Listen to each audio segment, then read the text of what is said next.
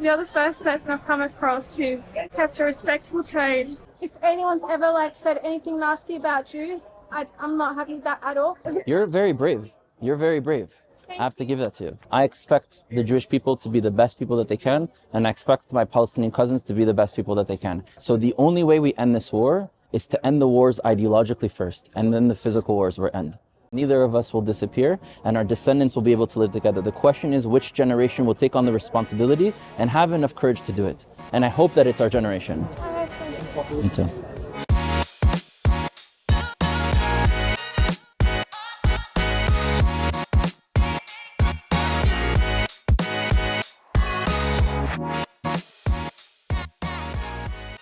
Assalamu alaikum wa rahmatullahi wa barakatuh. I'm not your enemy. There's no future where your people disappear or my people disappear in the land. Israelis aren't going to disappear and Palestinians aren't going to disappear. So until our generation starts having conversations and understanding one another, it's the only way we can move forward. Because the governments on both sides have interest in keeping wars, but the people are suffering from that. And I'd like to create a reality where we start potentially realizing that there's no future without each other. And that only happens by speaking to each other. All right? So I'm here to speak to you, to have conversations, to be respectful, to hear you, for you to hear me, and to see where we can move forward with that. Can I ask why being recorded? So, first of all, they record primarily for safety. If someone comes and hits someone else on any side, just for it to be clear who attacked who. And I think it's also important to show to others that we're able to speak with one another with respect. I don't see you as anything else but my cousin, right? Palestinians and Jews are cousins. We come from this land. We have the same DNA and same genetics. And I can speak with one of my cousins without hating, without... Your voice represents your personal opinion or it speaks for your wider community? I would say that, of course, I speak for myself. But I would say that the vast majority of Israelis that I know also believe in similar ideas that I have. I would say, unfortunately, many Jews and Palestinians don't engage with one another. So many Jews have no idea who Palestinians are, what their suffering are, what their experiences are, that they're human beings just like us, even more so our family. Okay, and because they don't know what they go through, because they never speak, then they don't use the positions that they have to change the reality on the ground. We've had many conversations, but I guess you're the first person I've come across who's, kept a respectful tone, to be honest. A lot of people are triggered on all sides. I think, of course, we're in a time where there's so much suffering and pain. There's enough of us that are calm and look towards the future, because right now we're in a war and people are going to die in a war. But maybe we can be a part of the generation that fixes the mistakes that our grandparents' generation made and build something on this land. So just to share with you a few of my opinions, and you can share with me yours. I understand from working for over a decade between Israelis and Palestinians in the land to bring them together, that the needs for Palestinians is the right of return for all Palestinians, to live from the river to the sea freely, and for all of us to live equally. Do you support for Jews to be able to come back to the land and live equally as well in the land? I do, but if you guys fully believe that, you have a right to this land, fair enough. We won't go into that discussion. But can you live in peace with the other population that has been there as well? Does there need to be that sense of nationalism or this is our land and, it's our land. Engage a war to claim that? So I'm against the two-state solution because I see the whole land as mine, the same way all Palestinians see the whole land as yours. They're wearing a map of Palestine, right? Yeah. For me, that's my land, that's your land. I see that that's a point of unity, not a point of division. You're connected to that piece of land just as I am. Your ancestors come from there just as mine are, and our descendants belong to this land eternally. Dividing this land is something that will never work, because the Palestinians will want to go to Akko and to Safed and to Yaffo and all these places, and the Jews will want to go to Hebron and Shechem and Bethlehem and places that we have. So I'm for a one civilization reality, including Gaza, including the West Bank. How do you explain what's going on now? Because that's the only thing happening. No one's giving a logical solution. No government is Netanyahu isn't saying, okay, Palestinians, let's speak. I agree with it's not happening. Netanyahu, look, I would say, although I don't think all the problems comes from my side, you can't just blame one side for all problems, that regardless of the past, today, Israel has the power. Palestinians don't have the power, right? Yeah. Israel has the power, thus it has the responsibility to use its power to correct the problems that exist. Absolutely. Okay? Please. Right? And most Israelis would agree with that. However, when they engage with a Palestinian and someone says, well, all Israelis are bad, or all of them are committing this, and all of them are bad, it automatically puts them in a defensive place. Like, whoa, you're attacking me, I'm not even willing to listen to you. which is why when we need to have conversations, we need to be sensitive to the injustices that also my family has gone through and my family has suffered. Okay, and it's not a competition. Doesn't mean that I'm more worthy or less worthy than you. Any suffering that exists on both sides is a crime for us and will only continue our descendants to suffer. So it's just like, how do we stop repeating history? Okay, by first understanding how it happened. When the British convinced the Palestinian side that Zionism was an extension of European colonialism and the goal of Zionism was to kick out the Palestinians. Whereas you ask everyone here what they define as Zionism, it's the right for Jews to live there. It's not against Palestinians' right to live there. It's for me to live there. And so they convinced both sides ideologically that we were opposed to each other. And unfortunately, 1948, when they left, we fought. And the consequences of wars were deaths on both sides, were displacements on both sides, and we're just seeing a repeat of history, as you said, since that moment. And very unbalanced as well. Any individual dead is horrible, especially a Palestinian, right? Because Palestinians are my cousin. A European is a fellow human being. I care for their lives too. But a Palestinian is my family, okay? Historically, we come from the same land. You know, a big percentage of Palestinians used to be Jews. So we are from the same ancestors, and our descendants will both be connected to the sun. A lot of Israel's beg to differ. Like, I'm pretty sure, like, it's... They don't know. Like, I guess you're changing my perspective, which I guess is what you're trying to achieve, but I'm to show that there's... Absolutely, yeah. Like, holistic. I want to be in agreement, yeah. But also a vast, maybe even majority of Jews or Israelis, I feel like they might disagree with you because they're completely against that, you know, we're related. Like, tons and tons of conversations where, you know, heated arguments, no, you're like, even like a lesser race. Because that's, I guess you could see that in the treatment as well. Like, you know, there's definitely not everyone shares your mindset. And if these people do, then I appreciate you guys. Definitely. I appreciate that, but I don't think the majority of the Israel state agrees, because that's not showing as well. Because if it was, I'm sure it would translate to how this conflict is being handled. The government isn't a true representative of what the people want. I guess we would appreciate if you would speak up as Jews and Israelis, telling your government they're doing something extremely inhumane and unfair and doesn't call for any kind of peace at all. So what I can tell you is that the conflict in itself is inhumane. The vast majority of Israelis are against us being at war, are against Palestinians dying, do not see you as their enemy. And that doesn't mean there aren't Israelis that are bad people.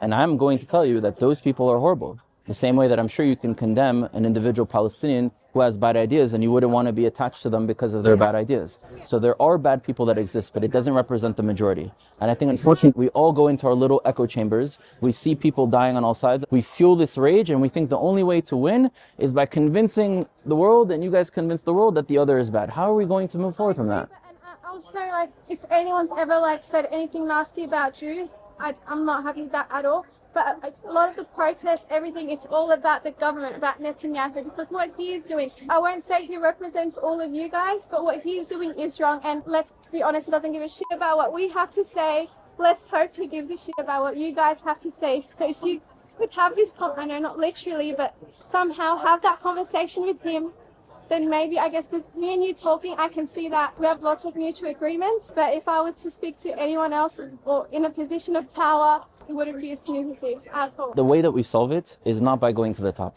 It's by changing the bottom. You look in the United States, right? But most Palestinians and people who support Palestinians are not engaging with Israelis, are not speaking to us. Not every Israeli is You're very brave. You're very brave.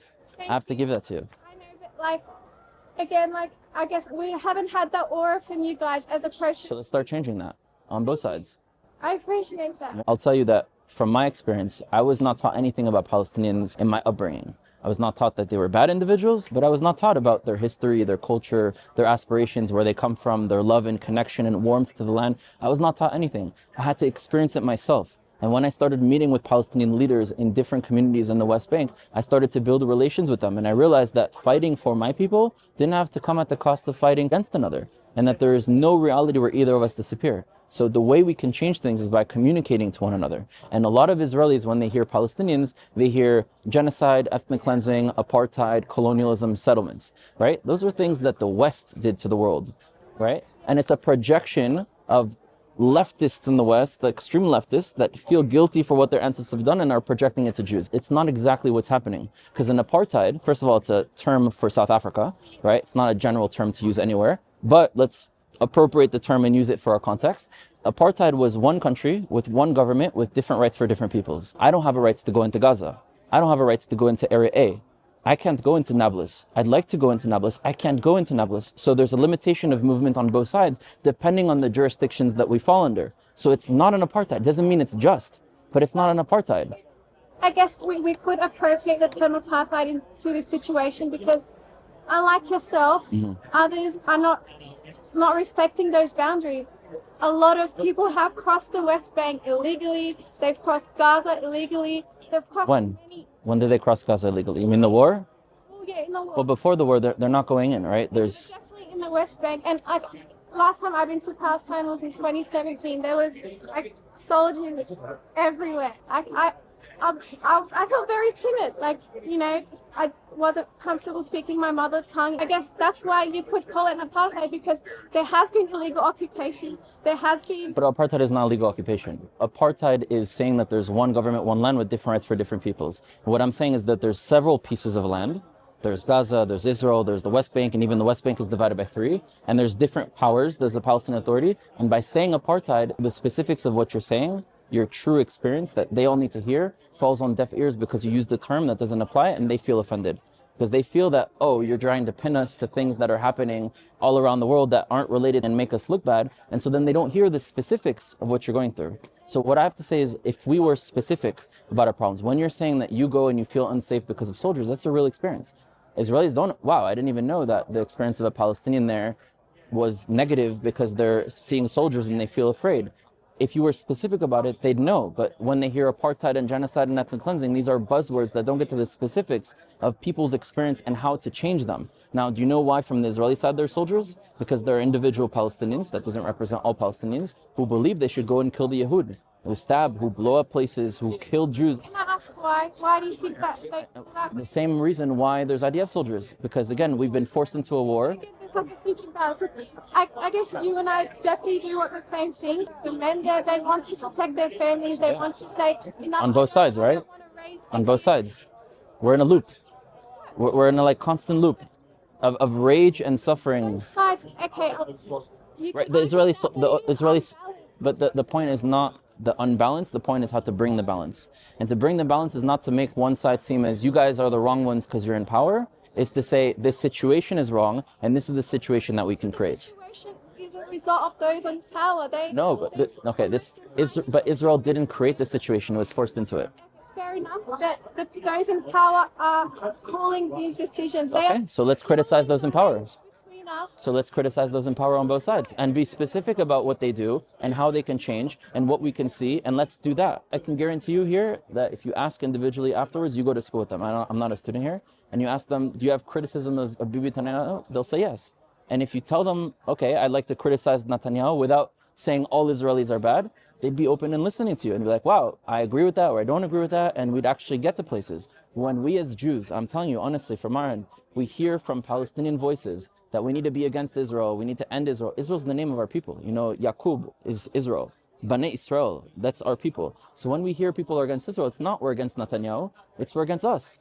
We're communicating past each other. When you hear Zionism, you probably hear Palestinian suffering, right? For me, Zionism is my right to live there. So we have the same sound coming out of our mouth with different definitions, and we get caught up on these words, and we can't even speak to each other and break down the ideas that we have. So what I'm saying is that when you communicate with Israelis, specify the suffering, that you have to go through checkpoints, that you're not able to travel from one side to the next, that your ancestors were from this land and now you can't travel to that land. I'm asking you to be more specific about the suffering. And the shadow things of saying apartheid, which is what happened in South Africa with one country, one government with different rights based on their skin color, is not really what's happening here. In Israel, Palestinians that are today with Israeli citizenship, Israeli Arabs, aren't living in a situation where they have inequality. The inequality exists for those living in Gaza and those living in the West Bank. But the reason there's an inequality is because they live in a different land that's not under Israel's jurisdiction. That doesn't mean the situation is just. The land should not be separated. There should be no walls, there should be no checkpoints, and soldiers should be soldiers that represent me and you and protecting me and you. Right, but the fact that there has been these boundaries set, I guess... Out of fear. Don't appreciate those boundaries being crossed. in such a violent way. And I guess that's why, like, if you're talking about the general public, we can't assume that everyone has an understanding of what exactly apartheid is or Zionism or whatever. But I guess when they see what's in the media, they do associate that with the Israeli government because it's the Israeli government's cause. Not saying it's everything you guys agree with, but it is what your government is carrying out. But I guess most people aren't criticizing the Israeli government here. When they speak, even if it's not their intention, they speak against Israel. And when Jews hear that, we think that you're against me. We're speaking past each other.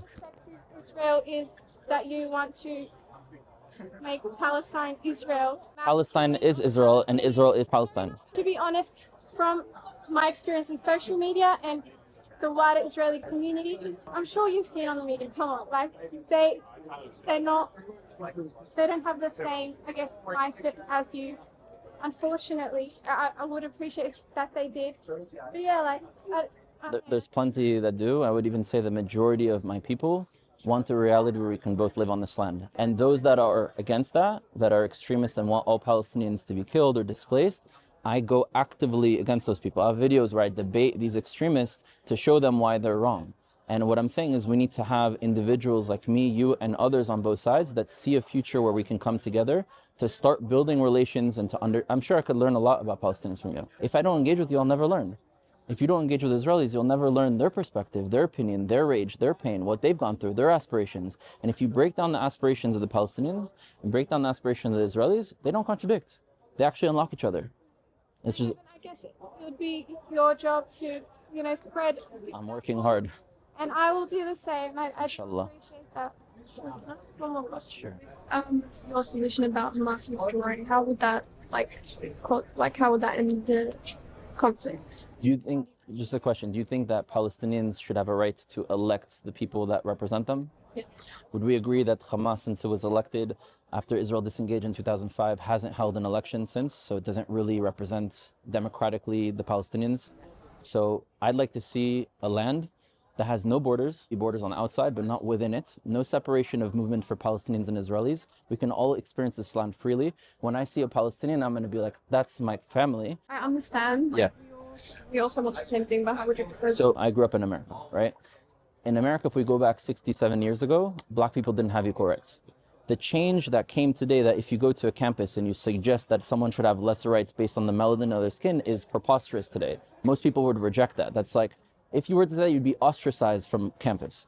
That wasn't the reality 7 years ago. It was normal for people to be against people because of their skin color, which in our generation sounds crazy. That wasn't too long ago. How did that change happen? It wasn't by the top down, it was by the bottom up. People were able to be educated in the younger generation and to realize that racism was wrong, that we're all equal as human beings and we should be judged on our character and our actions and not how we look like. And eventually those individuals that grew up went into positions of power, went into politics, went into media, went into business, and were able to be enough of a political voting bloc that changed the politicians. So I believe the change is from the bottom up and not from the top down. Long-term solution to something that's happening. Yes, I'm proposing a solution where our peoples start having real conversations of our injustices, our aspirations, and work to correct them. And I, from my side, I'm always talking about how the Israeli government should be investing in Palestinian communities, should be investing in their infrastructure, in the roads, should be doing everything that they can to remove roadblocks. That, it would be a much better situation than it is now. Of course. The issue is that, like you said, growing up teaching these, correct values and not making people work against each other. Unfortunately, the opposite is the reality. Like, people are being taught in the educational systems even that, these are your, they're not, you can't live in unity with them. And that, I guess, not really an education system. But some people do have that perception of Zionism that means a complete association to dismiss the Palestinians. No. Are there Zionists that don't like Palestinians? Sure. But no person that identifies as a Zionist will say that the definition of Zionism is to displace Palestinians. But they do hold those Zionist values. They might be upholding them. But they're not Zionist values. The same way, like, to kill the Jews is not a Palestinian value. Beautiful. Then right? I guess that needs to be made clear to them, because it's made clear. That's how a lot of the oppression is, I guess, unfolding, because they don't have the same mindset as you. And I know I keep saying that because it's true. Look, when I speak to these people, they tell me you can't trust them because they consider Hamas resistance and they justify the actions against our people and you can never trust them. They'll always backstab you, they'll always kill you. And I asked them, well, how many Palestinians do you know? It's like, well, I don't need to know them. I know enough of them to see. I was like, but how many individual Palestinians do you know? Like, have you spoken to? Have you built relations with? Have you spent time with? Have you like shared a meal with? How many? And most of them say none. And the same thing for Palestinians that are enraged and hate Jews. How many Jews do you really know? And they'll probably say none. And so I'm saying that the change will come from building relations from the ground up, from understanding each other, and then influencing once we rise up into positions of power and influence. My biggest fear is that by the time that happens, the deaths are going to be like, it's going to be an almost, God forbid, extinct species by the time this rise up happens, because it's been since October where like the whole world finally knew about this situation and still nothing except more deaths. And while I agree with your solution, I love it, but it's just not practical because right now... It's not practical right now because we're in war. Right. And so how do you stop that? Like, how do you say, like, please just stop that and let's, fix that? It's not the first time, even in our lives, that we experienced war between our peoples. Eventually, see it as a war because... Okay, forget the terms that we use. It's not the first time that your people, my people are fighting, right? We've seen it happen many times, and eventually the smoke settles. Once the smoke settles, it is our obligation to use every ounce of energy we have to prevent the next war from happening and to make us get out of there. I guess that's why I'm angry. At what cost? Like, we can... I'd love to see more of this, but I would hate for less Palestinians to know this side of you guys because they're all dead. That's my problem. Because although like your solution sounds very good, it's just not practical because we need solutions for now, for the deaths to stop now on both sides. And I guess while no one would disagree with that. Yeah, but I guess why everyone is so angry, why that's fueling, is because there's more deaths. So while we can appreciate this solution, a greater solution needs to happen now. And I just don't see anyone giving, I guess... Because we don't have the power. Like, I'm not the Israeli government, right? So I guess we need more engagement from your community to say, we disagree with you. You need to stop this. And like you said, if people can overthrow a government, it needs to be you guys, because we've been trying for years. We've gotten nowhere. We've gotten more deaths, and that's it. So I guess... The only way Israelis will trust Palestinians to go out of their way to do that is if they start hearing from Palestinians. It's too much to ask a Palestinian, trust me. No. I'm walking into your house with a gun. No, but that's not me. It's not me. I'm not saying trust the soldier. I'm saying between people to people. Okay, I don't think Palestinians are lesser. I expect the Jewish people to be the best people that they can, and I expect my Palestinian cousins to be the best people that they can. And we have the ability on both of our sides to raise up our communities and to speak freely about what we want without the demonization of the other. And because so many Israelis experience the communication from Palestinians as demonization of Israelis, they go to people like me and say, whatever you say, it's nonsense, because at the end of the day, they just want us to be killed. And they justify the murder of people on October 7th. So all the things that you're saying sounds nice, sounds very dreamy, but it's not practical. Understand? The only way to make it practical for these people is to show that both of us have the ability to see a future together. And that's where it begins.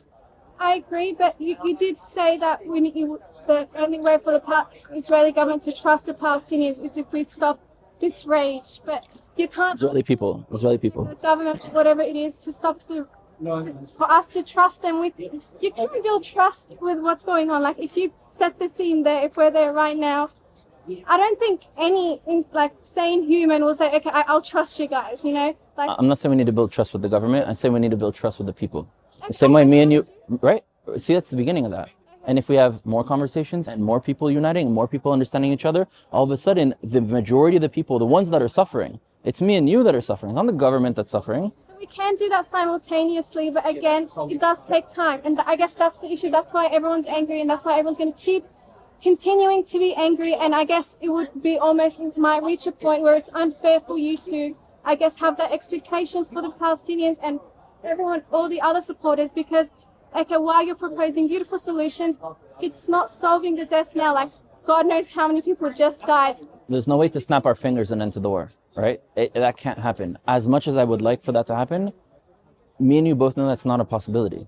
So the only way we end this war is to end the wars ideologically first, and then the physical wars will end. And that's Government needs to stop saying this is for our state, because they're not giving the Palestinians a chance to see your perspective. Like, like they're perpetuating this idea of like, oh, this is our land. The Palestinians are like. The governments aren't going to change, unfortunately, right now. What can we do with us that don't really have the power to make those big changes? What we can do is to use the freedoms that we have, the energies that we have, to change the ideological mindsets of both populations. And once the ideological war is done between our peoples, that we see each other as the source of our problems, and the way that we get to a future is by eliminating the other. Once we get rid of that in our minds, and I know it's not easy because we are in war and there's so many deaths on both sides and there's so much pain, but it's possible because we're family and there's way more that connects us than that divides us. But I guess, again, I'm just scared that it's going to be too late by the time we do achieve. Palestinians will never disappear. Doesn't matter how much, they'll never disappear. They'll always be connected to this land. And even though many Palestinians have been killed and many Israelis have been killed, neither of us will disappear and our descendants will be able to live together. The question is which generation will take on the responsibility and have enough courage to do it. And I hope that it's our generation. I hope so. Me too.